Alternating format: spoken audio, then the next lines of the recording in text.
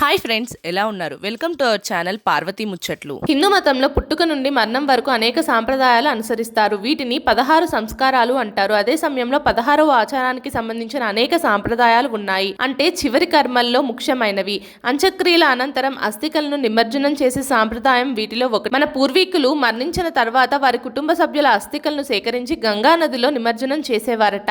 అయితే 3 రోజుల తర్వాత మాత్రమే అస్థికలను ఎందుకు సేకరించి నిమజ్జనం చేస్తారు? ఈ విషయాలన్నిటికీ సంబంధించిన రహస్యం గరుడ పురాణంలో ఉంది. జ్యోతిష పండితుల ప్రకారం అస్థికల నిమజ్జనానికి సంబంధించిన ఈ సాంప్రదాయం దాని వెనుకున్న రహస్యం గురించి ఇప్పుడు మనం తెలుసుకుందాం. మీరు గరుడ పురాణం గురించి వినే ఉంటారు. ఇది 18 పురాణాల్లో ఒకటి. ఇది పుట్టుక నుండి మరణం వరకు అనేక విషయాలను, సాంప్రదాయాల గురించి ప్రస్తావిస్తుంది. అంత్యక్రియల తర్వాత సేకరించిన అస్థికల గురించి, వీటిని మరణించిన 3వ రోజు, 7వ రోజు, 9వ రోజున సేకరిస్తారని చెప్తారు. అలాగే వీటిని 10 రోజుల్లో గంగా నదిలో నిమజ్జనం చెయ్యాలి. గంగా నదితో పాటు నర్మదా నది, గోదావరి నది, కృష్ణా నది, బ్రహ్మపుత్ర నది మొదలైన నదుల్లో కూడా అస్థికలను నిమజ్జనం చేయవచ్చు. అస్థికల నిమజ్జనం ఎందుకు చేస్తారు? మన శరీరం 5 తత్వాలతో రూపొందించారు.